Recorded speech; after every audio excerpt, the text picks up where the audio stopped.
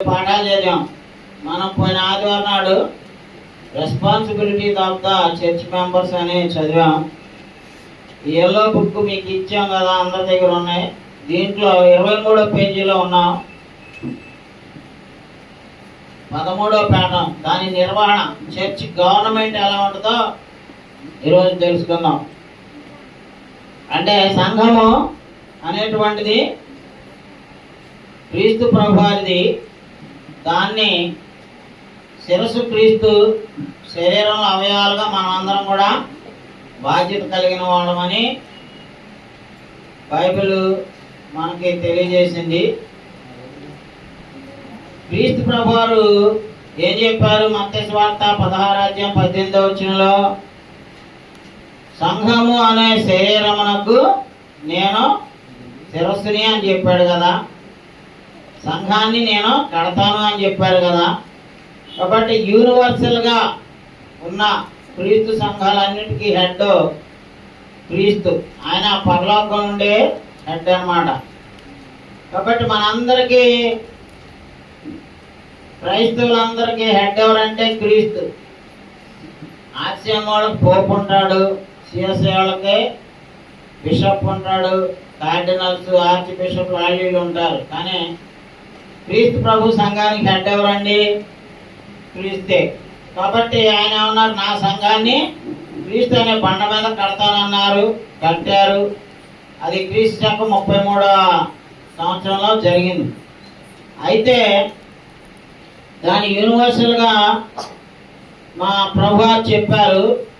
అలాగే ఎఫెసీ పత్రిక 1:22 కూడా చూస్తే ఆయన సంఘమునకు ఏమైనారో చెప్తున్నాడు. మరియు సమస్తమును ఆయన పాదముల క్రింద ఉంచి సమస్తము పైనే ఆయనను సంఘమునకు శిరస్సుగా నియమించెను. ఆ సంఘము ఆయన శరీరము, సమస్తము పూర్తిగా నింపుచున్న వారి సంపూర్ణత ఉన్నది. అదే సంఘము అనేటటువంటిది క్రీస్తు యొక్క శరీరం. దానికి శిరస్సు క్రీస్తు ప్రభు. కాబట్టి ఆ సంఘములో మనం సభ్యులం కనుక ఆ సంఘము విశ్వవ్యాపితమైనటువంటిదే, కానీ దానికి ఒక భూ సంబంధమైన హెడ్ క్వార్టర్ ఏది కూడా లేదు. కాబట్టి సంఘం అనేటటువంటిది it is an universal body. దానికి హెడ్ ఎవరంటే క్రీస్తు. అయితే మనం ఇక్కడ స్థానికంగా ఒక సంఘంగా ఉన్నాం. ఇది ఒక 50 మంది 100 మంది ఉన్నాం. ఈ స్థానిక సంఘం యొక్క నిర్వహణ ఎలా జరగాలి అనేటువంటిది వాళ్ళు నేర్చుకోబోతున్నాం. ఈ స్థానిక సంఘంలో మనం అందరం కూడా సభ్యులమై ఉన్నాం. ఈ స్థానిక సంఘ నిర్వహణ ఎలా జరగాలి? కేవలం వన్ మ్యాన్ షో కాదు. పాస్టర్ గారు అని అన్నీ వన్ మ్యాన్ షో చేస్తూ ఉంటారు పాస్టర్లో. కానీ అది దేవుని ఉద్దేశం కాదు. సంఘం అనేటువంటిది మనం స్థానిక సంఘంలో సభ్యులం.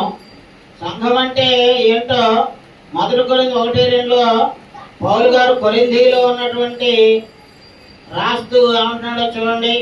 కొరింథీలో ఉన్న దేవుని సంఘమునకు అనగా క్రీస్తు యేసునందు పరిశుద్ధపరచబడిన వారై. సంఘం అంటే ఏంటి? మనం క్రీస్తు యేసునందు పరిశుద్ధపరచబడిన వారమై పరిశుద్ధులుగా ఉండటానికి పిలువబడిన వారము.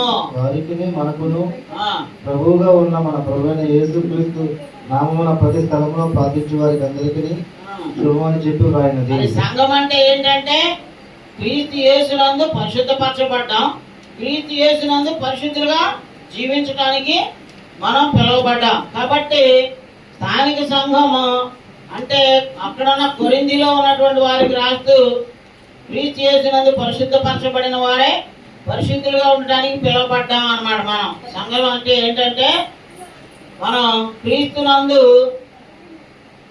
పరిశుద్ధులుగా ఉండటానికి పిలువబడినటువంటి వారం.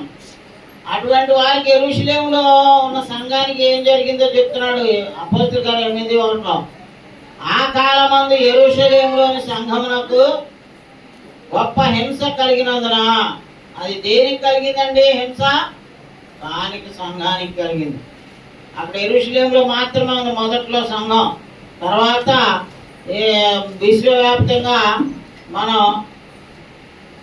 మరి అనేక చోట్లకి ఆ సంఘము వెళ్ళడం జరిగింది. తర్వాత స్థానిక సంఘాలని అన్నిటినీ కలిపి ఒక ఏరియాలో ఉన్నటువంటి వాటిని ఏమని పిలిచారో చూడండి. రోమపత్రిక 16:16 ఏమన్నాడో చూడండి. పవిత్రమైన ముద్దు పెట్టుకొని ఒకరికొకడు వందనములు చేయుడి, క్రీస్తు సంఘములన్నీ మీకు వందనములు చేస్తున్నవి అన్నాడు. కాబట్టి ఆనాడు యూరోప్ ఖండంలో పౌలు గారు అనేక ప్రాంతాలకు వెళ్ళి సువార్త ప్రకటించినప్పుడు క్రీస్తు సంఘాలు ఏర్పడినాయి. కాబట్టి వాటినన్నింటినీ కలిపి ఏమంటున్నాడండి? క్రీస్తు సంఘాలు మీకు వందనాలు చెప్పుచున్నవి అంటున్నాడండి. అలాగే గలతీ పత్రిక 1:22 కూడా చూడండి. గలతీ పత్రిక 1:22 క్రీస్తునందున్న యోదయ సంఘముల వారికి నా అంటున్నాడండి. ఉపపరిచయం లేకుండేను గాని ఆ యోదయ సంఘాలు ఎవరిలో ఉన్నాయని చెప్తున్నాడండి. అక్కడ మెయిన్ పాయింట్ మనకు కావాల్సింది ఏంటి? క్రీస్తునందున్న యోదయ సంఘములు అంటున్నాడండి. కాబట్టి స్థానికంగా ఉన్నటువంటి సంఘాలుగా నూజివీడులో ఉన్న మనం కూడా నూజివీడులో ఉన్న క్రీస్తు సంఘము అని మనం పిలువబడుతున్నాం. అంతేగాని ఇది ఎవరిదో ఒక మత శాఖల సొంత పేర్లు పెట్టుకునేటువంటి పరిస్థితి, ఆ సాహసం ఏ మానవుడు చేయకూడదు. ఎందుకంటే ఎవడో కూడా క్రీస్తు ప్రాణం పెట్టాడే కానీ ఏ మానవుడు మన కొరకు ప్రాణం పెట్టలేదు. కాబట్టి క్రీస్తు మన కొరకు ప్రాణం పెట్టారా? మత శాఖల అయ్యగారులు ప్రాణం పెట్టారా? ఏమా? క్రీస్తు అండి. సంఘానికి శిరస్సు క్రీస్తు. కాబట్టి దానికి ఆయన పేరే ధరించాలి. భార్యకి శిరస్సు భర్త, సంఘం క్రీస్తు పేరే ధరించాలి, భార్య భర్త పేరే ధరించాలి. కాబట్టి ఈ సంఘము క్రీస్తుది కనుక క్రీస్తు సంఘంలో సభ్యులమైన మనందరినీ నిర్వహించడానికి ఒక బిబ్లికల్ ప్యాటర్న్ ఉందండి బైబిల్లో. తీతు పత్రిక 1:5 చూస్తే నువ్వు సంఘాన్ని క్రమపరచయ్యా అని పౌలు గారు తీతుకి ఉత్తరం రాస్తున్నాడు. నేను నీకు ఆజ్ఞాపించిన ప్రకారము నీవు లోపముగా ఉన్న వాటిని దిద్ది ప్రతి పట్టణంలోనూ పెద్దలను నియమించి నిమిత్తమే నేను క్రీస్తులో నిన్ను విడిచి వచ్చింది. అదండి, నేను నీకు ఆజ్ఞాపించిన ప్రకారము లోపముగా అంటే సంఘ నిర్వహణలో తీతు వెళ్ళిన సంఘంలో క్రీస్తు పట్టణంలో కొన్ని లోపాలు ఉన్నాయి. ఆ లోపాలన్నింటినీ సరిదిద్దేటటువంటి విధానం సువార్థికుడికి అప్పచెప్పి, అయ్యా అక్కడ పెద్దలను నియమించు, ఆ సంఘ నిర్వహణ కొరకు మరి అక్కడ క్రమం చెయ్యి, పరిచారకులు ఉండాలి, పెద్దలు ఉండాలి, పరిశుద్ధులతో కలిపిన సంఘానికి ఉన్నటువంటి నిర్వహణ విధానాన్ని ఆయన వారికి చెప్పి పంపిస్తున్నాడు. 1 కొరింథీ 14:40 చూడండి. అన్నీ కూడా సంఘంలో క్రమం ప్రకారంగా జరగాలండి. ఏది కూడా అమర్యాదగా కానీ అక్రమంగా కానీ నిర్వహించకూడదు. సంఘాన్ని సంఘ నిర్వహణ ఒక సిస్టమేటిక్ వేలో జరగాలి, దేవుడు మహిమకరమైన రీతిలో జరగాలి. అల్లరితో కొన్ని ఆటపాటలు అమర్యాదగా సంఘ నిర్వహణ ఉండకూడదు. అది దేవుని సంఘం కాబట్టి చాలా భయభక్తులతో పని జరగాలండి. కాబట్టి నా సహోదరులారా, ప్రవచించుట ఆసక్తితో అపేక్షించుడి, భాషలతో మాట్లాడుట ఆటంకపరచుకుడి గాని సమస్తమును మర్యాదగాను క్రమముగాను జరగనిది. అదండి, క్రమంగా జరగాలి సంఘ నిర్వహణ. సంఘంలో ఇప్పుడు ఆరాధన చేసుకుంటున్నాం, ఫస్ట్ ప్రార్థన చేస్తున్నాం, పాటలు పాడుతున్నాం, వాక్య పరిచర్య, ప్రార్థన, ప్రభురాత్రి భోజనం, కానుకలు, ఇవన్నీ కూడా ఒక సిస్టమేటిక్ వేలో ఆదిమ సంఘాలు 1వ శతాబ్దంలో జరిగించారు. కాబట్టి అదే విధమైనటువంటి ప్యాటర్న్, అదే విధమైనటువంటి నమూనాని మనం కూడా అనుసరించాలి. అలాగా చేయలేదనుకోండి అది అక్రమమైనటువంటి నిర్వహణ అయిపోద్ది. కాబట్టి ఒక సిస్టమ్ ఉంటుంది. ఇప్పుడు మన దేశం ఉంది, మన దేశానికి రాష్ట్రపతి ప్రథమ పౌరుడు, తర్వాత ప్రధానమంత్రి, మినిస్టర్స్ ఉంటారు, ఎంపీలు ఉంటారు, పార్లమెంట్ ఉంటుంది. అక్కడ ఏ చట్టం అయితే పార్లమెంట్లో చేస్తారో దాన్ని కోర్టులు జడ్జీలు వాళ్ళని ఎగ్జిక్యూట్ చేస్తారు. పోలీసులు ఏం చేస్తారు, అధికారులు ఏం చేస్తారంటే దాన్ని ఎగ్జిక్యూట్ చేస్తుంటారు. ఏమైనా లోటుపాట్లు ఉంటే కోర్టులు వాటిని రాజ్యాంగం ప్రకారంగా చేస్తూ ఉంటాయి. కాబట్టి ఏది నిర్వహించాలన్నా ఒక సిస్టమేటిక్ వే ఉంటుంది. ఇప్పుడు స్కూల్ ఏముంది, దానిలో ప్రిన్సిపాల్ ఉంటాడు, మాస్టర్లు ఉంటారు,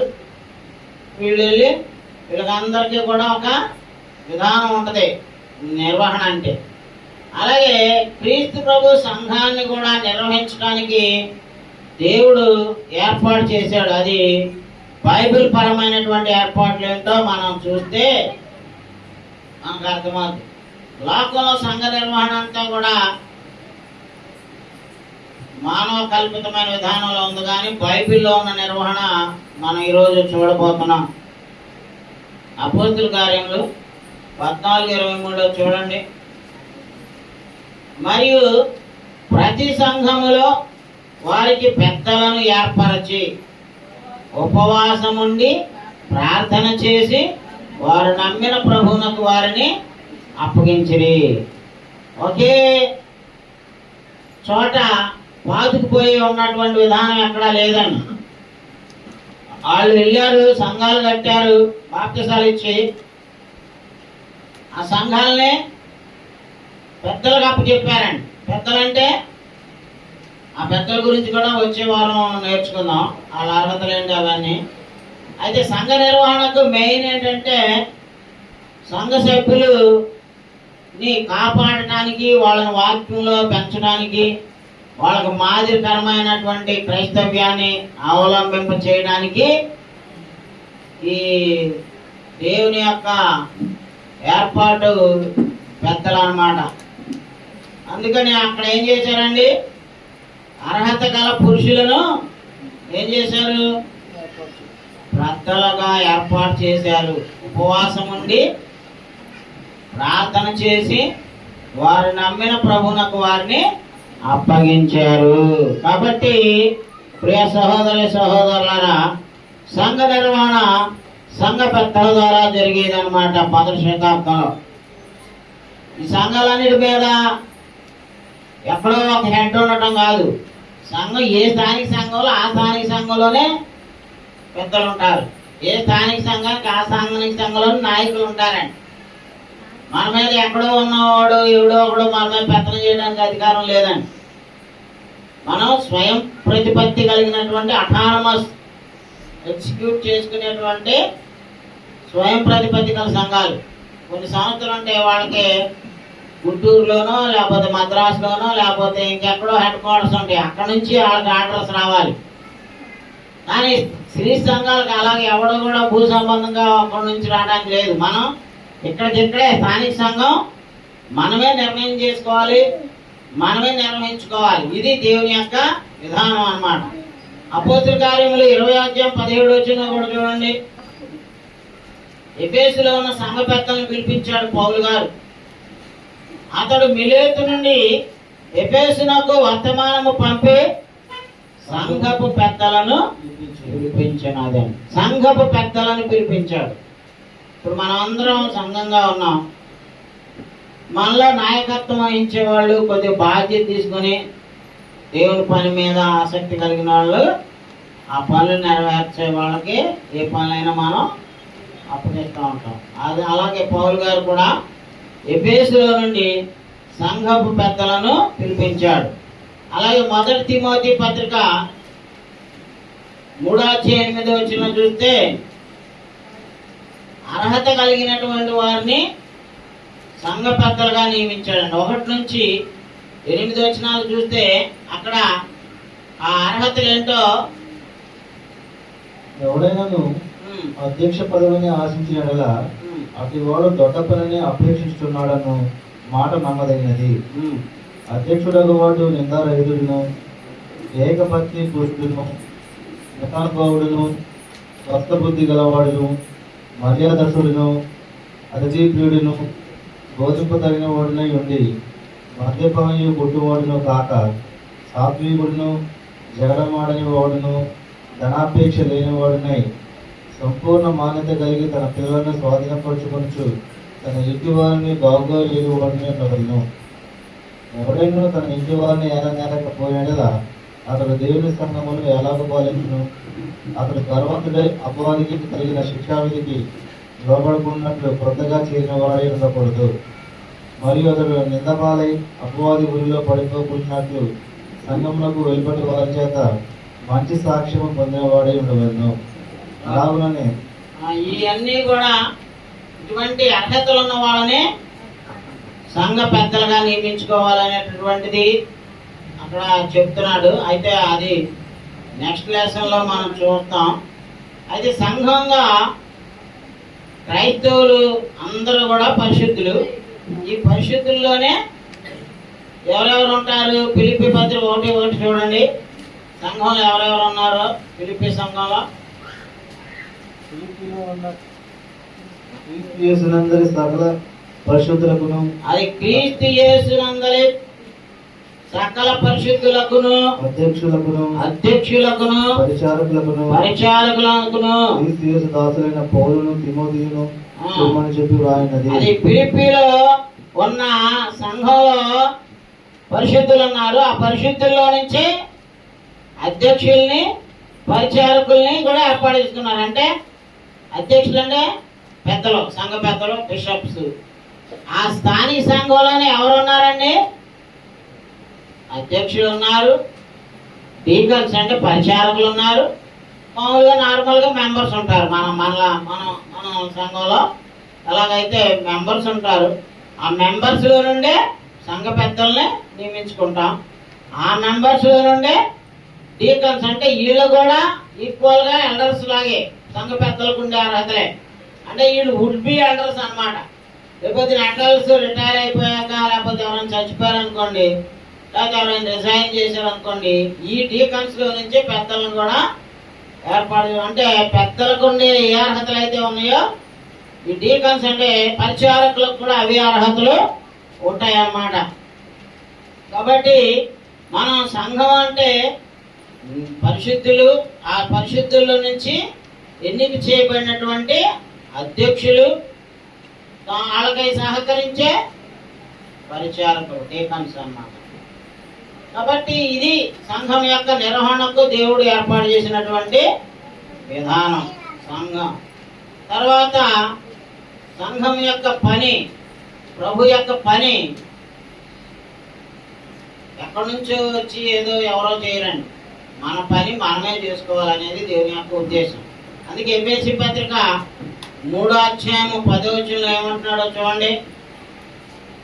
స్థానిక సంఘం ద్వారానే ఈ లోకంలో ఇప్పుడు మన చుట్టూ ఉన్న వాళ్ళకి, మన ప్రాంతంలో ఉన్న వాళ్ళకి మనమే దేవుని సువార్త అందించాలండి. బయట వాళ్ళు కాదు అందించాల్సింది. అది దేవుడు మన ప్రభువైన క్రీస్తు యేసునందు చేసిన నిత్య సంకల్పము చొప్పున పరలోకములో ప్రధానులకును అధికారులకును సంఘము ద్వారా తన యొక్క నానా విధమైన జ్ఞానము ఇప్పుడు తెలియబడవాలని ఉద్దేశించి శోధింపశక్యము కాని క్రీస్తు ఐశ్వర్యమును అన్యజనుల్లో ప్రకటించడమును సమస్తమును సృష్టించిన దేవుని యందు పూర్వకాలం నుండి మరుగై ఉన్న ఆ మనమును గూర్చిన ఏర్పాటు ఎట్టిదో అందరికీ తెగపరచటకును పరిశుద్ధులందరిలో అత్యల్పుడైన నాకు ఈ కృప అనుగ్రహించును. అలాంటి దేవుని యొక్క జ్ఞానం, దేవుని యొక్క నిత్య సంకల్పం, ప్రభువైన యేసుక్రీస్తునందు దేవుడు ఏదైతే రక్షణ సంకల్పం ఏర్పాటు చేశాడో అది ఎవరి ద్వారా తెలియాలని కోరుకుంటున్నాడని దేవుడు? సంఘం ద్వారా. So we are the pillar and source of the truth. సత్యమునకు ఆధారమును స్తంభము ఏది అంటున్నాడండి? సంఘం. సంఘం అన్నమాట సత్యానికి ఆధారము. సంఘం ద్వారానే ఏదైనా సువార్త పని జరగాలి. అప్పుడున్న మొదటి శతాబ్ద సంఘాలు ఏం చేసాయో మనం చూస్తే అపోస్తుల కార్యములు 13:1 చూస్తే అక్కడ అంతియోకయలో ఉన్న సంఘం ఏం చేసిందంటే అనేక మందిని సువార్త పని చేయండి, బయటికి వెళ్ళి సువార్త ప్రకటించండి, ఆత్మలు రక్షించండి అని చెప్పి అంత్యోకయలో ఉన్నటువంటి సంఘం వాళ్ళకి ఫైనాన్షియల్గా సపోర్ట్ చేస్తూ వాళ్ళకి కావాల్సినన్ని ప్రొవైడ్ చేస్తూ వాళ్ళని పంపించిందండి. చదవండి. అంతియోక్యలో ఉన్న సంఘంలో బర్నబా, ఉమ్, నీగెలబడిన సిమోయును, ఉమ్, కురేనీయుడైన లూకియా, ఉమ్, శుద్ధాధిపతి అయిన హేరోదుతో కూడా పెంచబడిన మన యేసు, ఉమ్, సౌలు అను ప్రవక్తలను బోధకులను ఉండిరి. ఆ, వారు ప్రభువును సేవించుచు ఉపవాసము చేయుచుండగా పరిశుద్ధాత్మ, నేను బర్నబాను సౌలును పిలిచి పని కొరకు అదండి వారిని పరిశుద్ధాత్ముడు ఆ సంఘానికి, అంత్యోకాయలో ఉన్న సంఘానికి ఏం చెప్తున్నాడంటే, నేను బర్నబాలును సౌలును పిలిచిన ఆ పని కొరకు వారిని నాకు ప్రత్యేకపరచుడని వారితో చెప్పాను.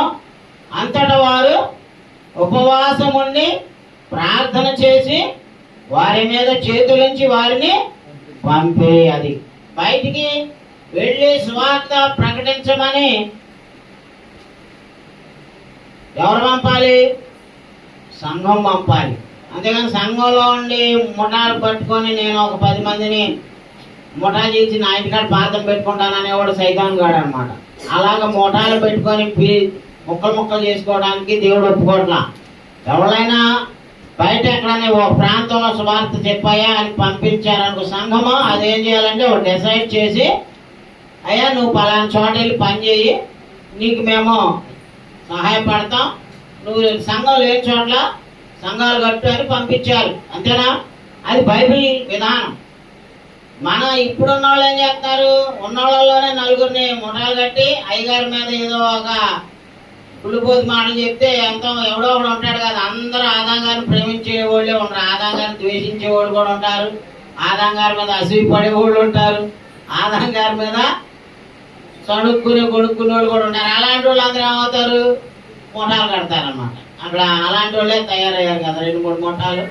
కాబట్టి అది ప్రభుశుద్ధాత్ముడికి దేవుని విధానానికి వ్యతిరేకమైన సాధారణ పని. సంఘం కావాలి, సువార్త చెప్పే శక్తి నీకు ఉంది, వాక్యం చెప్పే నీకు శక్తి ఉంది. సో సంఘం దగ్గర పర్మిషన్ తీసుకుని, అయ్యా నేను పలానా ఏరియాకి వెళ్తున్నా, అక్కడ నేను ఆ సంఘం లేదు, ఆత్మల బోళ్ళని ఉన్నాయి, నేను పని చేయాలనుకున్నా అని సంఘం ఏం చేయాలంటే పంపించాలి. ఇప్పుడు పౌలుని బర్నబాని ఏం చేశారండి? అయ్యా ఎక్కడ పడితే అక్కడ సంఘాలు ఏర్పడాలి, సంఘానికి సేవ చేసే సువార్థికులు కావాలి. అంతేగాని ఉన్న సంఘాన్ని ముక్కలు చేసేటటువంటి పనికిమాలలో ఉండకూడదండి. ఆడు దేవుని పని పాడు చేస్తే ఆడ దేవుడు నాశనం చేస్తాడు. ఆల్రెడీ మన సంఘాన్ని చీలికలు చేసిన వాళ్ళు నాశనం అయిపోయారు. ఎందుకంటే వాళ్ళకి మామూలు బతుకుతున్నారే కానీ, బతుకుతున్నాం అన్న పేరు ఉంది కానీ మృతుల్లాగా బతుకుతున్నారండి. దొంగల్లాగా మేము ఎక్కడ కనపడితే వందనాలు కూడా పెట్టకుండా, కనపడకుండా మొహం చాటేసుకొని మాకు అనిపిస్తుంది, ఏంటి మనం ఇంత ప్రేమ చూపించి ఇంత ఇంట్లో పిల్లలాగా పెరిగిన వాళ్ళు మనం ఆ బజార్కి వెళ్తే కనీసం మొహం కూడా చూపించడం దాచుకుని ఎందుకు వచ్చింది ఈ కర్మ, అందరం కలిసి ఉంటే ఎంత బాగుండేది అనుకుంటా ఉంటాం నేనన్నా మా అరుణ. ఎందుకంటే మన సంఘంలో నుంచి చీలిపోయిన వాళ్ళు బయటికి కూడా కనపట్ల. మత్స్యాకల వాళ్ళు చక్కగా వాళ్ళు స్టేజీల మీదకి ఎక్కి వాళ్ళు పనులు చేస్తున్నారు కానీ అసలు వాళ్ళు ఇందులో నుంచి ఇడిపోయిన వాళ్ళు కనపట్ల. అక్కడ చాలా బాధాకరం. ఎందుకంటే ఆ సైతాన్ పని చేయబట్టి అది మొహం చల్లట్లా.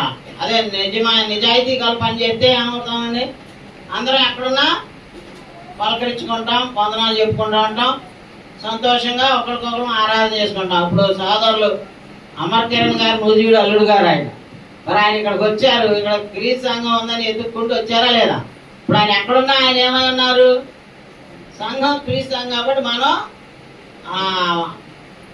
ఆ వందనం వచ్చినా చెప్పుకోవటం, ఆ సహవాసం ఎంజాయ్ చేస్తున్నాం. కానీ బయటికి వెళ్ళి ముఠాలు కట్టిన వాళ్ళకి ఆ బంధం ఉందా? మనకి వాళ్ళకి ఉంటుందా? ఉండదు. ఎందుకంటే అది సైతాన్ పని కాబట్టి. ఇక్కడ పౌల్ని, శీలాని, బర్నబాని ఎవరు పంపించారు? సంఘమే పంపించింది. ప్రార్థన చేసి మీరు ఫలానా చోటుకి వెళ్ళండి, ప్రపంచం అంతా తిరగండి, సువార్త పని చేయండి అని చెప్పి. అవునా కదా? అంతటా వారు, అపోస్తుల కార్యం 13:3 చదువుతున్నాం, అంతటా వారు ఉపవాసం ఉండి ప్రార్థన చేసి వారి మీద చేతులుంచి వారిని పంపిరి అంటున్నాడు. కాబట్టి సంఘం ద్వారా సువార్త ప్రకటించబడాలి, సంఘం ద్వారా పంపబడిన వారి ద్వారా ప్రపంచానికి సువార్త మొదటి శతాబ్దంలో అందినట్లుగా ఇప్పుడు కూడా సంఘం ద్వారానే సువార్త అందాలి అనేది దేవుని యొక్క ఉద్దేశం. తర్వాత వాళ్ళు మళ్ళా అవన్నీ ప్రాంతాలు తిరిగి వచ్చి ఏం చేస్తున్నారో చూడండి. మా అపోస్తుల కార్యం 14:24 నుంచి చదవండి. అపోస్తుల కార్యం 14:24. తరువాత సిరియా దేశమంతటా సంచరించి పంపులియాకు వచ్చిరి, మరియు పెర్గలో వాక్యం బోధించి అత్తాలియాకు దిగి వెళ్ళిరి. అక్కడ నుండి ఓడ ఎక్కి తాము నెరవేర్చిన పని నిమిత్తము దేవుని కృపకు అప్పగింపబడిన వారే మొదట బయలుదేరిన అంత్యోకియాకు దిగి వచ్చిరి. వారు వచ్చి సంఘమును సమకూర్చి దేవుడు తమకు తోడయ్యుండి చేసిన కార్యములన్నీ అన్ని జనులు విశ్వసించుటకు ఆయన ద్వారం తెరిచిన సంగతి వివరించింది. పిమ్మట వారు శిష్యుల యొక్క బహుకాలం గడిపారు. అని చూసారండి. వాళ్ళు ఎక్కడి నుంచి అయితే బయలుదేరారో అనేక ప్రాంతాలకు వెళ్ళి సువార్త చెప్పి మళ్ళా తిరిగి వచ్చి ఆ అంత్యోకియలో ఉన్న సంఘాన్ని సమకూర్చి దేవుడు తమకు తోడుగా ఉండి చేసిన కార్యములన్నీ అన్ని జనులు విశ్వసించటకైన ద్వారము తెరిచిన సంగతి వివరించిరి. అదండి మన స్థానిక సంఘం యొక్క బాధ్యతలు ఏంటి? ఎవరైతే వాళ్ళని బయటికి పంపించారో మళ్ళీ వాళ్ళందరూ వచ్చి ఆయన ఎన్ని సంఘాలు కట్టినా ఎన్ని ప్రాంతాలు తిరిగినా చివరికి వచ్చి వాళ్ళు స్థానిక సంఘంతో ఏం కలిగి ఉన్నారండి? వాళ్ళు సహవాసం కలిగి ఉన్నారు. ఇప్పుడు సంఘంలో ముక్కలు చేసుకునే వాడికి మన స్థానిక సంఘంలో బాప్తిసాలు ఇచ్చిన అయ్యగారులకు కానీ అన్నేళ్ళు సహవాసం అనుభవించిన బ్రదర్హుడ్కి కానీ సంబంధం ఉంటుందా? కొటాలు కట్టిన వాళ్ళకే ఉండట్లా. సో అది తెలుసుకోవాలి. ఏ సంఘం అయితే వీళ్ళని పంపించిందో ఆ సంఘము ద్వారా వెళ్ళి అనేక ప్రాంతాల్లో క్రీస్తు సంఘాలని నాటి ఆ సంఘాల ద్వారా జరిగినటువంటి ఆ పని అంతటిని తీసుకొచ్చి మళ్ళీ ఇక్కడ అదే స్థానిక సంఘంలోకి వచ్చి సమకూర్చి రిపోర్టింగ్ చేస్తున్నారు. మేము ఇది చేసాం, పలానా చోట చేసాం, ఇలాగ జరిగింది అని చెప్పి వాళ్ళు. అదనమాట సంఘం అంటే. స్థానిక సంఘానికి అంత అధికారం ఉంటుంది. స్థానిక సంఘం దేవుని యొక్క అధికారంతో సంఘ నిర్వహణ జరుగుతుంది అనమాట. అందుకే సంఘం ద్వారా సువార్త ప్రకటించబడాలి. అంతేకాకుండా సంఘం ద్వారా ఎవరికైనా సహాయం చేయటం కూడా సంఘం ద్వారానే జరగాలండి. ఇండివిజువల్గా మనం గొప్పల కోసం చేసేది మంచి పద్ధతే కాదు. మనం ఏం చేసినా సంఘం ద్వారా చేయాలి. ఇక్కడ అంత్యోకియలో ఉన్న సంఘం కూడా అలాగే చేసింది. చూడండి, మా అపోస్తలుల కార్యం 11:28 నుంచి చూడండి.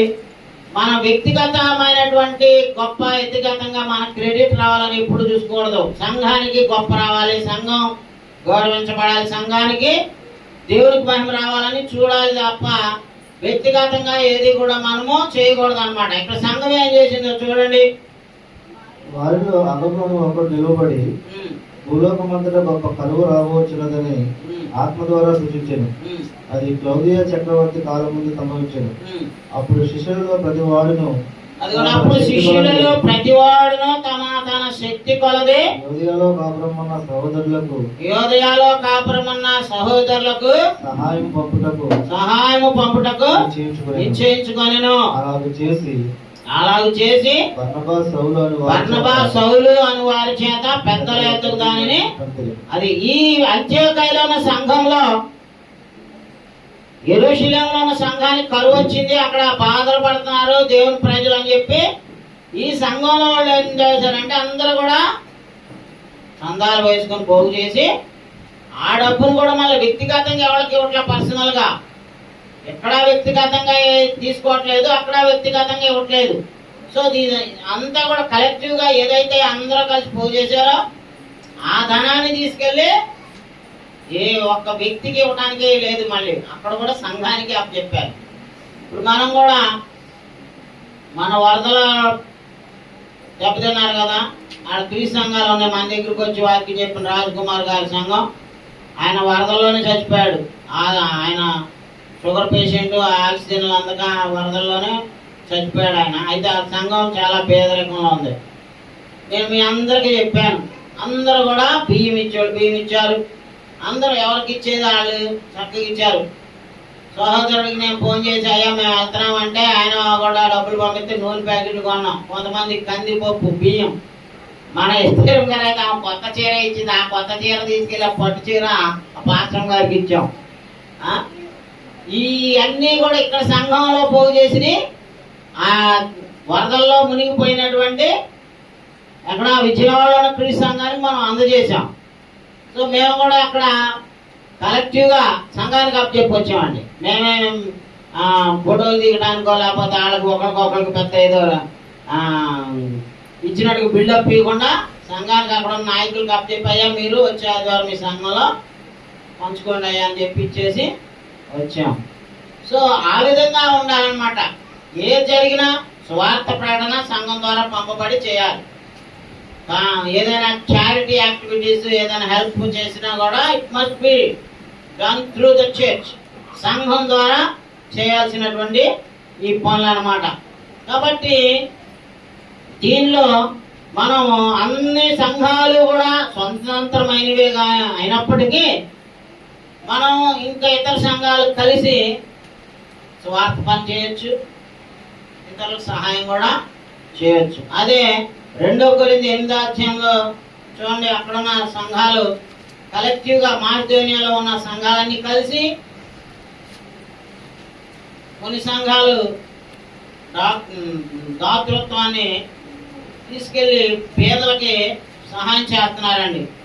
పెద్దలు చూడండి. సహోదరులారా, మాసిదోనియాలోని సంఘములకు అనుగ్రహింపబడి ఉన్న దేవుని కృపను కూర్చి మీకు తెలియజేయుతున్నాము. ఎలాగనగా వారు బహుశ్రమ వలన పరీక్షింపబడగా అత్యధికముగా సంతోషించిరి, మరియు వారు నిరుపేదలైనను వారి దాతృత్వము బహుగా విస్తరించెను. ఈ కృప విషయంలోను పరిశుద్ధుల కొరకైన పరిచర్యలోను పాలు పొందు విషయంలోను మనఃపూర్వకముగా మమ్మను వేడుకొనుచు తమ సామర్థ్యము కొలదే కాక సామర్థ్యము కంటే ఎక్కువగా తమంతట తామే ఇచ్చిరని మీకు సాక్ష్యం ఇచ్చుకున్నాను. ఇదిగాక మొదట ప్రభువునకును దేవుని చిత్తము వలన మాకును తమ్మును తామే అప్పగించుకొని ఇంతగా చేయుదురని మేము అనుకోలేదు. అంటే మాసిదోనియాలో ఉన్న ఏరియాలో ఉన్న సంఘాలన్నీ కలిసి ఏం చేశారండి, వాళ్ళు గొప్ప సహాయము యెరూషలేములో ఉన్న పేదలకి పంపించారండి. అదే సంగతి చెప్తున్నారు. ఆ సహాయం చేసిన వాళ్ళు ఏమన్నా ఉన్న సాగుకారులా, లక్షాధికారులా, ఆ పూట కాపూట తెచ్చుకొని తినేవాళ్ళు అంటారు. ఆ పూట కాపూట తెచ్చుకొని తినేవాళ్ళు కూడా అయ్యుండి ఏం చేశారు, ఆ పూట తినటం మానేసి ఆ తినడానికి ఉన్నటువంటి దాన్ని దేవుని పనికి త్యాగం చేసి ఇచ్చారంట. మీకు అర్థమవుతుంది అక్కడ భోజనాలు. అయ్యా మైక్లో చదవండి మీరు 2వ వచనం శ్యామ్ గారు. అదిగోండి, ఎలాగనగా వాళ్ళకి సుఖాలని అనుకున్నారా, వారు బహు శ్రమ వలన పరీక్షింపబడగా శ్రమలు వస్తే ఏం చేశారంటే వాళ్ళు అత్యధికముగా సంతోషించారంట. నెంబర్ 1. తర్వాత మరియు వారు నిరుపేదలైనను వారి దాతృత్వము బహుగా విస్తరించింది. అది పేదలు కాదండి, పూరెస్ట్ ఆఫ్ ద పూర్. పేదలు అంటే రేషన్ బియ్యం తినేవాడు. ఇవాళ ఎవరు తింటున్నాడు రేషన్ బియ్యం? అమ్ముకుంటున్నారు. అందరూ రేషన్ బియ్యం తీసుకుంటున్నారు కానీ అమ్ముకున్నారు. మరి మా నిరుపేదలు అంట, పేదల కంటే మించిన నిరుపేదలు అంట. నా చిన్నతనంలో హాస్టల్కి వెళ్తే పురుగులు పట్టు అన్నం తిని చదువుకున్నాం మేము. పుచ్చిపోయిన బియ్యం, పురుగులు పట్టు బియ్యం. మాకు పళ్ళాల్లో పోతే మేమే ఏరు పురుగులు పారేస్తే అవి వండి పెట్టేవాళ్ళు హాస్టల్లో. కుక్కోళ్ళు ఆశీర్వాదం అని నన్ను హాస్టల్లో చేస్తాడు తీసి. మరి ఇప్పుడు తింటున్నారా? నిరుపేదలంట. అంటే ఇప్పుడు నిరుపేదలు అంటే ఇల్లు వాకిలు లేనివాళ్ళు, తిండి కూడా లేనివాళ్ళు, సరైన బట్టలు కూడా లేనివాళ్ళు, అన్నీ ఉన్నవాళ్ళకి మనకే దేవుడి పనికి ఏదైనా చేయంటే మనకు ముందుకు రాము. అందుకే మనం ఈ రేకుల చెట్లు పడి ఎడుతున్నాం. నిన్న సిస్టర్ గారు ఫోన్ చేసి, శివమ్మ గారు అయ్యా ఎండ ఏసీ పెట్టించుకున్నామయ్యా అంటుంది. ఏసీ పెట్టేయాలని ముందు స్లాబ్ వేయాలి అమ్మా అన్నా. నేను కిటికీలు పెట్టాలి, ఇవన్నీ పెట్టాలి. మనకి ఇళ్ళు ఉన్నాయి, డాబాలు ఉన్నాయి, అంతస్తుల మీద అంతస్తులు ఉన్నాయి, కానీ మనం దేవుడికి ఒక స్లాబ్ వేసుకోలేకపోతున్నాం. What a shame. ఎంత సిగ్గు చేయడానికి విషయం కదా. మన అందరి ఇళ్లలో టైల్స్ ఉన్నాయి, అందరి ఇళ్లలో ఏసీలు ఉన్నాయి, అందరికీ సుఖాలు ఉన్నాయి. కానీ దేవుడు మందిరానికి ఒక ఏసీ కొనుడు లేడు. మనకు వస్తేగా తాటు మనం పెట్టుకోవాలంటే ఇవన్నీ ఏం చేయొచ్చు అంటే కింద కుదిరే ఉంటాయి కదా మ్యాట్లు, ఆ మ్యాట్లు వేసుకోవచ్చు, ఏసీ పెట్టుకోవచ్చు. నాకు నువ్వు చెప్పాక ఐడియా వచ్చింది. అలా 40,000 దానికి అనవసరంగా పెట్టారు రేకుల చెట్టు. ఇదే ఈ మ్యాట్లు తిప్పుకొని ఒక ఏసీ పెట్టుకుంటే ఆయనకి ఎండాకాలం వెళ్ళిపోయేది. అమ్మా ఇప్పుడు కానీ థాట్ వచ్చింది.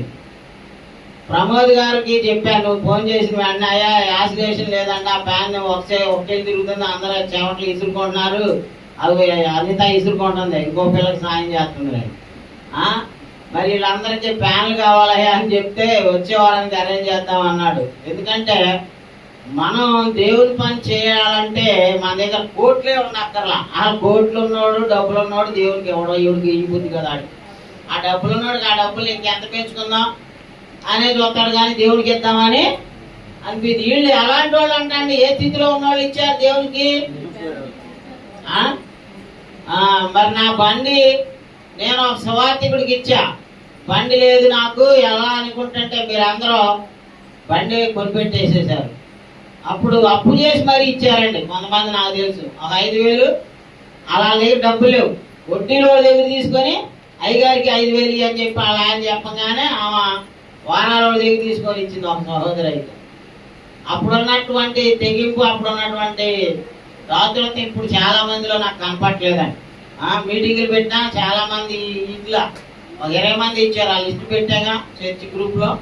చాలా మందికి డబ్బులు లేవనుకోండి పాపం. ముసలోళ్ళు అగో పెన్షన్ రాంగ్లో నా సుమతి గారు అయితే నెలకు ఒక 500 ఆమె ఇస్తుందండి. ఒక సువార్థికుడికి పంపిస్తున్నాను, ఒకటికి 4-5 పంపిస్తే నెలకు 10,000 బయటికి వెళ్తాను సువార్థికుడికి. అర్థమవుతుందా? నిరుపేదలు దేవుడికి ఇస్తున్నారు. అన్నీ ఉన్నోడు అన్ని లెక్కలు వేసుకుంటాడు. ఆడు చీటీలు కట్టాలి, ఆడు ఇన్స్టాల్మెంట్లు కట్టాలి, ఆడు లోన్లు కట్టాలి. ఇయే దేవుడి పని, దేవుడికి ఏమవుద్దు. సో అది విశ్వాసం కాదు. మొదటి శతాబ్దం వాళ్ళు ఎలా ఉంటోళ్ళు అన్నారమ్మా, ఎలాగనగా వారు బహుశ్రమ వలన పరీక్షింపబడగా అత్యధికముగా సంతోషించిరి, మరియు వారు నిరుపేదలైనను వారి దాతృత్వము బహుగా విస్తరించెను. ఈ కృప విషయములోను పరిశుద్ధుల కొరకైన పరిచర్యలో పాలు పొందు విషయంలోను మనఃపూర్వకముగా మమ్మల్ని వేడుకొనుచు వారు తమ సామర్థ్యము కొలదియే కాక, అదండి బియాండ్ దేర్ ఎబిలిటీ. చూసారమ్మా, మనకున్న సామర్థ్యంలోనే తగ్గించుకొని ఏదో కటింగులు చేసుకుంటా ఏదో దేవుడు పని ఇయ్యాలని ఇస్తాం. కానీ వీళ్ళు ఏం చేశారంట, సామర్థ్యము కొలదియే కాక బియాండ్ దేర్ ఎబిలిటీ. వాళ్ళు సామర్థ్యం కంటే అని వాళ్ళు తమ సామర్థ్యము కొలదియే కాక సామర్థ్యము కంటే ఎక్కువగాను తమంతట తామే ఇచ్చిరని మీకు సాక్ష్యం ఇచ్చుచున్నాను. అది దేవుడి పని అంటే అలాగా. ఇప్పుడు రేపు రేజర్లో మీటింగ్లు జరుగుతున్నాయి. మన సంఘాన్ని దగ్గరికి వచ్చి వాక్యం చెప్పాడు పాల్ జోషి గారు. నన్ను కూడా పిలిచాడు కాసేపు వాక్యం చెప్పడానికి. మిమ్మల్ని కూడా ఆహ్వానించమన్నాడు. ఎవరైనా రావాలనుకుంటే రావచ్చండి. రేజర్లో పాల్ జోషి గారు. మా కారులో పెట్టిన వాళ్ళని మేము తీసుకెళ్తాం. 7-8 మంది పడతారు. ఇంకెవరైనా రావాలనుకుంటే అక్కడికి రావచ్చు. వాళ్ళు 10 లక్షలు ఖర్చు పెట్టి క్రైస్తవ కుటుంబాలకి వాక్యం చెప్పిస్తున్నారండి. 10 లక్షలు. అన్నీ ఆడపోతులేనంట, ఆల్రెడీ కొనేశారంట. ఒక ఆయన ఉద్యోగం వస్తే సంవత్సరం జీతం మొత్తం సంఘానికి ఇచ్చాడంట. మరి ఆయన ఏం తింటాడయ్యా అని అడిగా. వాళ్ళ నాన్న పంపిస్తాడు, వాళ్ళ నాన్నమ్మ పంపిస్తే అవి తిని ఆ సంవత్సరం మొత్తం దాంతోనే వాళ్ళు గుడి కట్టారంట. దాంతో ప్రహరీ కట్టారు. ఆయన ఇప్పుడు 4 లక్షలు డొనేట్ చేశారంట అక్కడ మీటింగ్. ఇప్పుడు జరగబోయే మీటింగ్ మన దగ్గరికి వచ్చాడు బిగ్గులు వెంకటేశ్వరరావు గారు అని. ఆయన కొడుకులిద్దరు, ఒక ఆయన పోలీస్ కానిస్టేబుల్, ఒక ఆయన సాఫ్ట్వేర్. వాళ్ళందరూ కలిసి సంఘం అంత బాగా యాక్టివ్గా ఆయన పనిచేస్తున్నాడు. అలా ఖర్చు పెట్టగలుగుతున్నారు. నేను తిప్పి కొడితే 50,000 పోగు చేయలేను మీ అందరి దయ వల్ల. 1000 2000 ఇచ్చేవాళ్ళు ఉన్నారు, కానీ లక్షలు ఇచ్చేవాళ్ళు ఉన్నారా? మరి మనం చేయలేకపోతున్నాం. ఎందుకని? ఆ బిల్డింగే చాలా పెద్ద బిల్డింగ్ అండి, 500 మంది పడతారు. ఈయన చూశాడు, నాతో వచ్చిన ఒకసారి నేను అక్కడ పిలిచాడు కపుల్స్ బైబిల్ క్లాస్, సంగీతరావు దంపతులు. అంత భారీ ఎత్తున ఈ సంవత్సరం కూడా అంతకంటే భారీ ఎత్తున చేస్తున్నారు. రేపు ఎవరైనా ఆసక్తి కలిగిన వాళ్ళు రావచ్చు. కాబట్టి మనం సామర్థ్యం కాదు, సామర్థ్యానికి మించి చేయాలని దేవుని పని. అప్పుడు దేవుడు మనల్ని ఆశీర్వదిస్తాడు. వాళ్ళు ఫస్ట్ ఏం చేశారు అంటున్నాడు, 4వ వచనం ఏమన్నాడు, 5వ వచనంలో ఇదియు కాక మొదట ప్రభువునకును దేవుని చిత్తము వల్ల మాకును తమ్మును తామే అప్పగించుకొని ఎంతగా చేయుదురని మేము అనుకోనలేదు అంటున్నాడు. ఏమండి? మొదట వాళ్ళు ఎవరికి అప్పగించుకున్నారంట? సమర్పించుకున్నారు. ఫస్ట్ అయ్యా మేమేమైనామో ఇక నీదే, నువ్వే మా సమాప్తం, మా సమాప్తము నీవయ్యా అని పాడతాం కదా. సమాప్తము ఆయనదే అని ముందు first they have dedicated submitted themselves to the lord, then to the work of God. First ప్రభు అయిన దేవునికి సమర్పించుకున్నారు, తర్వాత సేవకులకి సమర్పించుకున్నారు. అయ్యా మీరు దేవుని సేవ చేయండి, మా దగ్గర ఏమైతుందో అవన్నీ మీరు తీసేసుకోండి, వాడుకోండి, వెళ్ళండి, మీరు ఎక్కడున్నా సరే మేము సహాయము చేయడానికి మేము సిద్ధం అనేటువంటి సాక్రిఫిషియల్ క్రిస్టియానిటీ అంటే 1వ శతాబ్దంలో ఉన్న మాసిదోనియా సంఘాలని. సో వాళ్ళు ఆ విధంగా చేయగలిగారు. చూడండి 2 కొరింథీయుల 11:8 కూడా చూడండి, అక్కడ కూడా వాళ్ళ గురించి చెప్తున్నాడు. మీకు పరిచర్య చేయుటకై, అదిగోండి మీకు పరిచర్య చేయుటకై నేను ఇతర సంఘము వలన జీతం పుచ్చుకొని వారి ధనము దున్నివాడిని. అది ఈ మాసిదోనియాలోని సంఘాలు అపోస్తలుడైన పౌలు గారు కొరింథీలో పరిచర్య చేయడానికి ఈ మాసిదోనియా సంఘాలు సహాయం చేసినాయి. ఆ విషయం ఇక్కడ చెప్తున్నాడు. అసలు ఎక్కడ మంద కాస్తే ఆ మంద పాలు తాగాలి. ఇప్పుడు నేను మీ సంఘానికి సేవ చేస్తున్నాను, మీరు నన్ను పోషించాలి, కానీ బయట వాళ్ళకి దగ్గర కాదు కదా.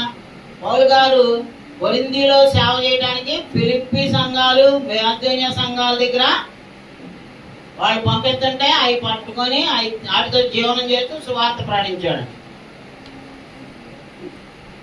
ఇప్పుడు మన అవసరాలు తీర్చడానికి, మనకు సహాయం చేయడానికి దేవుడు ఎవరినైనా ప్రేరేపించాడు అనుకోండి, ఆ విషయం చెప్తున్నాడు ఇక్కడ. మీరు నాకు కారు కొనాలని కొనిపెడతారా?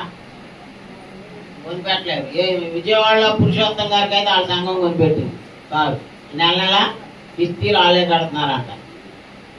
ఇక్కడ సంఘానికి మా కారుకి ఎవరు కడతారు? మా అబ్బాయి కడుతున్నాడు, మా చిన్నోడు వాళ్ళ జీతం అంతా దానికి కడుతున్నాడు. మరి మీరు నాకు కొనిపెట్టారా?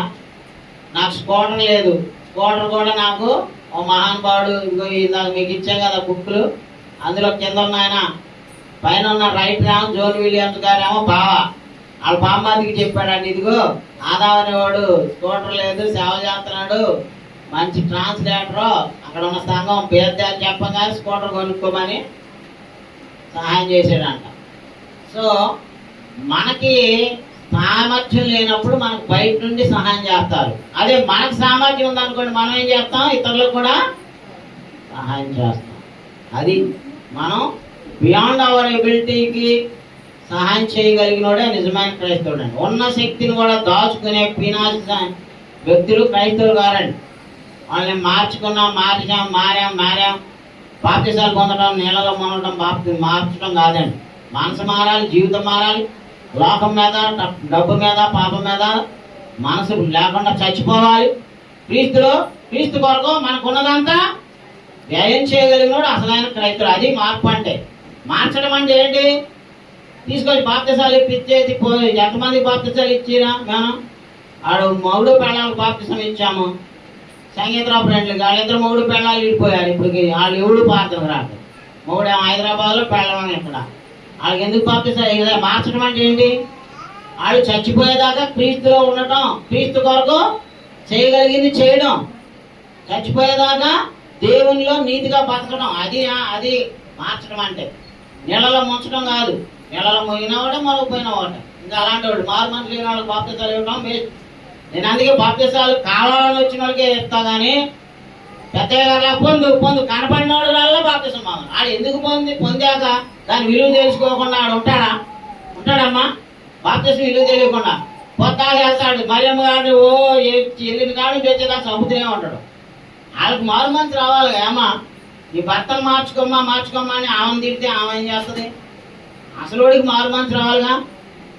నేను తాగుడు చేయకూడదు, నేను సిగరెట్లు తాగకూడదు, నేను కోడి పందాలు వేయకూడదు, నేను జోదాలు వేయకూడదు, నేను తప్పుడు పనులు చేయకూడదు. ఇవన్నీ ఎవరిలో కలగాలి? ముంచడం ఏముంది? పెద్దగా చాలా మందిని ముంచారు, మునిగారు, తేలారు, మళ్ళీ ఆ బీడీలు తాక్కుంటే తిరుగుతున్నారు, ఆ పనులు చేసుకుంటే తిరుగుతున్నారు. So what is use? Real conversion జరగాలి. ఇప్పుడు బాప్తిజం మా అరుణాలు చెప్తుంది సాయి ర్యాంక్లోనే ఉద్యోగం వచ్చిందని చెప్పగా అయ్యో బాప్తిజం పొందాం, ఉద్యోగం వచ్చిందని బాప్తిజం పొందుతాం అంటే ఏంటమ్మా అని ఆమె తిట్టా. బాప్తిజం ఎవడో పొందాలి, ఎందుకు పొందాలి? రక్షణ కోసం మారు మనసు వచ్చినప్పుడు పొందాలి. పెళ్లి కోసం కూడా బాప్తిజాలు ఇవ్వడం నేను ఒప్పుకోను. ఎందుకంటే పెళ్లి చేసేయచ్చు, ఎందుకంటే నరుడు ఒంటరిగా ఉండటం. బాప్తిజం దేనికోసం అవసరం? పరిశుద్ధులుగా జీవించడానికి, నిత్య జీవం కొరకు, రక్షణ పొందడానికి, పరలోకం చేరడానికి, జీవ గ్రంథంలో పేరు రాయించుకోవడానికి. ఆ మారు మనసు లేనివాడికి బాప్తిజం ఇచ్చానయ్యా, నా కూతురు కలుడికి బాప్తిజం ఇచ్చానయ్యా, నా ఇంట్లో వాళ్ళందరూ బాప్తిజాలు అయితే ఎవడికి కావాలి? బాప్తిజాలు పొందిన వాడు తిన్నగా బతుకుతున్నారా, వాక్యానుసారంగా జీవిస్తున్నారా, మారు మనసు ఉందా? This is true conversion. చాలా మంది పెద్దయ్య గారు సంబరపడతా ఉంటాడు బాప్తిసాలు అనగానే. ఆ బాప్తిసాలు పొందినప్పుడు మళ్ళీ వచ్చేది అని ప్రార్థనకు రాకపోతే ఆడు వాళ్ళేమో అది గొడ్లు మునిగినట్టే. నీళ్ళలో జంతువులు మునిగితే మనం మునుగుతాం. రక్షణ పొందడం చాలా అవసరం. బాప్తిసం పొందకుండా ఉంటే నరకమే. బట్ అది కూడా తెలుసుకొని పొందాలి. అది కూడా నేను వాలంటరీగా రక్షణ పిలిపి వెళ్ళి సువార్త ప్రకటించాడండి నపుంసకుడికి. రథం మీద వెళ్తుంటే పిలుపు చెప్పాడు నమ్మి బాప్తిజం పొందితే నీకు రక్షణ అయ్యా, లేకపోతే నరకానికి వెళ్తామన్నాడు. అప్పుడు పిలుపు బలవంతంగా తీసుకెళ్లి నీళ్ళు బాప్తిజం ఇచ్చాడా? పిలుపుని స్వార్థికుని ఎవరు అడిగారు? నపుంసకుడు అడిగాడు, మంత్రి. అయ్యా ఇగో నీళ్లు ఆపమని రథం మోసే వాళ్ళకి ఇచ్చాడు. వాళ్ళు వెంటనే నీళ్ళలో దిగి ఆయన బాప్తిజం ఇచ్చాడు. సో బాప్తిజం అనేటటువంటిది, రక్షణ అనేటువంటిది it is a voluntary decision. నీవు ఇండివిజువల్గా తీసుకోవాలి. నేను దేవునిలో నమ్మకంగా ఉండాలి, నేను దేవుని కుమారుని అవ్వాలి, దేవుని కొరకు జీవించాలి, మారు మనసు పొంది. బాప్తిజం పొందే ముందు పేతురు ఏమని చెప్పాడండి పెంతెకోస్తు పండుగ నాడు? బాప్తిజానికి ముందే ఏం చేయాలి మనం?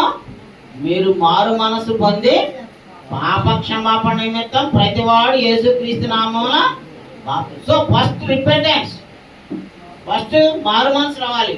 మన జీవిత యాటిట్యూడ్, మన నడవడిక పాప మార్గంలో నుండి దేవుని మార్గంలో జీవించాలని నిర్ణయం చేసుకున్నాడు బాప్తిజం ఇవ్వాలి. ఆ ట్రూ డెసిషన్ లేని వాళ్ళకి బాప్తిజాలు ఇచ్చినా వాళ్ళు అది వేస్ట్.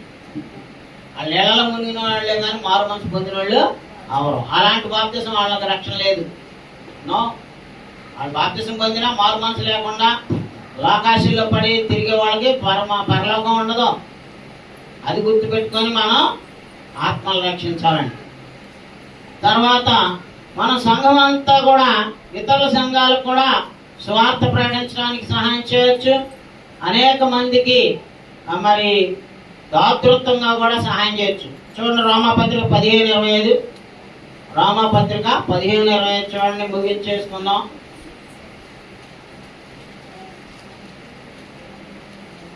అయితే ఇప్పుడు పరిశుద్ధుల కొరకు పరిచర్య చేయొచ్చు, యెరూషలేమునకు వెళ్ళుచున్నాను. ఏలనగా యెరూషలేములో ఉన్న పరిశుద్ధులలో పేదలైన వారి నిమిత్తము మాసిదోనియా వారును అక్కయ వారును కొంత సొమ్ము సందా వేయని ఇష్టపడి, అవును వారు ఇష్టపడి దానిని చేసిరి. వారు వీరికి రుణస్తులు. ఎట్లనగా అన్ని జనులు వీరి ఆత్మ సంబంధమైన విషయములలో పాలువారై ఉన్నారు కనుక శరీర సంబంధమైన విషయములలో వీరికి సహాయం చేయ బద్ధులై ఉన్నారు. ఈ పనిని ముగించి ఈ ఫలమును వారికి అప్పగించి నేను మీ పట్టణం మీదుగా స్పెయిన్‌నకు ప్రయాణము చేతును. నేను మీ వద్దకు వచ్చినప్పుడు క్రీస్తు యొక్క ఆశీర్వాద సంపూర్ణంతో వద్దునని ఎరుగుదును అన్నాడు. కాబట్టి నా ప్రియ సహోదరులారా, సహోదరులారా, ఆనాడు మొదటి శతాబ్ద సంఘాలు యెరూషలేములో ఉన్న పరిశుద్ధుల కొరకు కానుకలు పోగు చేసి పంపించారండి. అంత్యోకయ, మాసిదోనియా సంఘాలు. సో వాళ్ళందరూ తీసుకొచ్చి వాళ్ళు ఇష్టపూర్వకంగా ఇచ్చారు కాబట్టి అవి తీసుకొచ్చి వీళ్ళకి ఇచ్చానని చెప్తున్నాడు. అలాగే ఇందాక చదివాం అపోస్తలుల కార్యం 11వ అధ్యాయము 28 నుంచి 30 వచనాల్లో కూడా. సో కాబట్టి సంఘము ఎలా ఉంటది, సంఘం యొక్క నిర్వహణ ఏమా ఇప్పుడు అర్థమైందా? సంఘంలో ఎవరెవరు ఉంటారు? సంఘంలో పరిశుద్ధులతో ఏర్పడుతుంది, బాప్తిసం పొందిన పరిశుద్ధులతో. ఆ పరిశుద్ధుల్లో నుంచే సంఘ పెద్దలని ఎన్నుకుంటారు. ఆ పరిశుద్ధుల నుంచే వాళ్ళకి సహాయకులుగా ఉండటానికి పరిచారకులను ఎన్నుకుంటారు. సో వీళ్ళ ద్వారా ఎగ్జిక్యూషన్ జరుగుద్ది. ఈ సంఘం చేసే పనులేంటి? 2 పనులు ఇక్కడ మనం చెప్పుకున్నాం. ఒకటి సువార్త, అనేక ప్రాంతాలకు సువార్త అందించాలి. నశించిపోతున్న ఆత్మల దగ్గరికి సువార్త సంఘం ద్వారా పంపబడాలి, చెప్పబడాలి. నెంబర్ 2 బెనివలెన్స్ యాక్టివిటీస్, అంటే దాన ధర్మ కార్యక్రమాలు చేయాలి. ఎక్కడో పేదలు ఉన్నారు, వాళ్ళు ఎక్కడో యూరోప్ ఖండం, అంత్యోకయ, మరి ఇక్కడేమో యెరూషలేము ఆసియా ఖండంలో ఉంది. ఇక్కడ ఉన్నటువంటి వాళ్ళకి ఆ ఖండంలో ఉన్న వాళ్ళు ఏం చేశారు? సహాయం పంపించారు. సో ఆ విధమైనటువంటి యాక్టివిటీస్ సంఘంలో జరగాలి. ఇంకా మనం సంఘం క్షేమాభివృద్ధి కొరకు కూడా మనం పరిశుద్ధులు క్షేమాభివృద్ధి పొందడానికి కూడా సంఘం పనిచేయాలండి. అది చూడండి చివరగా ఎఫెసీ పత్రిక 4వ అధ్యాయము 12 నుంచి చూస్తే అక్కడ ఈ రెండింటితో పాటు ఇంకొక బాధ్యత కూడా మనకు ఉందండి. 11 నుంచి చదవండి అయ్యా. 4:11 నుంచి ఎఫెసీ. మనమందరము విశ్వాసము విషయంలోనూ దేవుని కుమారుని గూర్చిన జ్ఞాన విషయంలోనూ ఏకత్వం పొంది సంపూర్ణ పురుషుల వరకు, అనగా క్రీస్తునకు కలిగిన సంపూర్ణతకు సమానమైన సంపూర్ణత కలవారు వరకు ఆయన ఇలాగ నియమించాను. అదే పరిశుద్ధులు సంపూర్ణులగునట్లు క్రీస్తు శరీరము, అంటే క్రీస్తు సంఘము క్షేమాభివృద్ధి పొందుటకును పరిచర్య ధర్మము జరుగుటకును కొందరిని ఆయన అపోస్తలులను గాను, కొందరిని ప్రవక్తలను గాను, కొందరిని సువార్తికులను గాను, కొందరిని కాపరులను గాను, ఉపదేశకులను గాను నియమించండి. ఇవన్నీ దేవుని సంఘంలో పరిచర్య ధర్మం జరగటం కొరకు ఎవరెవరు ఉన్నారండి? మొదటి శతాబ్దంలో అపోస్తలులు ఉన్నారు. ఇప్పుడు అపోస్తలులు లేరు. అప్పుడు ప్రాఫిట్స్ ఉన్నారు, ప్రవక్తలు ఇప్పుడు లేరు. ఇప్పుడు ఎవరున్నారు? సంఘం క్షేమాభివృద్ధి పొందడానికి సువార్థికులను వాడుకోవాలి. కాపర్లు అంటే పెద్దలు, ఎల్డర్స్. ఉపదేశకులు అంటే బైబిల్ టీచర్స్, వాక్యోపదేశం చేసి నాలాంటి వాళ్ళు. సో వీళ్ళందరి ద్వారా సంఘ క్షేమాభివృద్ధి, అంటే శరీరం, అంటే ఇది స్ట్రక్చరల్ గ్రోత్ అన్నమాట. ఇప్పుడు 16-17 ఏళ్ళు వచ్చేదాకా మనిషి ఏడాది నుండి ఇలా ఇలా ఇలా ఎదుగుతా ఇలాగ ఎదుగుతాడు. ఇక 17-20 ఏళ్ళ తర్వాత మళ్ళీ ఎదుగుతాడా? మనిషి ఎదగడం చచ్చేదాకా ఎదుగుతా ఉంటే ఆకాశాన్ని అంత ఎదుగుతాం. సో అక్కడ నుంచి ఏం ఎదుగుతాడండి? 17 ఏళ్ళు 20 ఏళ్ళ తర్వాత మనిషిలో ఇంటెలెక్చువల్గా ఎదుగుతాయి. అలాగే సంఘంగా మనం కూడా స్పిరిచువల్ నాలెడ్జ్లో ఎదగాలి. ఇప్పుడు మనం బాప్తిసాలు పొందిన కాడ నుంచి చేయాల్సిన పని అది. సో అది జరగడానికే మనం పోయిన ఏప్రిల్ 2, 3, 4లో పెట్టాం. ప్రతి నెల మొదటి శుక్రవారం బైబిల్ క్లాసులు పెడుతున్నాం. సో ఇవన్నీ ఎందుకంటే లోకల్ కాంగ్రిగేషన్ స్పిరిచువల్ డెవలప్మెంట్ కోసం. బట్ బయటకు వెళ్ళి సువార్త ప్రకటించడం కార్యక్రమాలు కూడా సంఘం చేయాలి. అలాగే అవసరతల్లో ఉన్నటువంటి పేదలకు కూడా బెనెవలెంట్ హెల్ప్ కూడా చేయాలి. సో ఇవన్నీ ఒక క్రమంగా దేవుని మహిమ కొరకు జరగాలంటే సంఘ నిర్వహణ, ఇదిగో సంఘ పెద్దలు, పరిచారకులు, స్వార్థికులు, ఉపదేశకులు, సంఘం అంతా కలిసి డిటర్మిన్ చేయాలి ఏది చేసినా. సో సంఘం కొన్న అధికారం సుప్రీంకోర్టుకు కూడా లేదండి. సుప్రీంకోర్టు అధికారం కంటే సంఘం ఒక డెసిషన్ తీసుకుంటే ఆ decision is greater than supreme court order అన్నమాట. సో మనం బైబిల్ వాక్యానుసారంగా నిర్వహించుకోవాలనేది ఈ పాఠం యొక్క ఉద్దేశం. థ్యాంక్ యూ, వందనాలు. God bless you.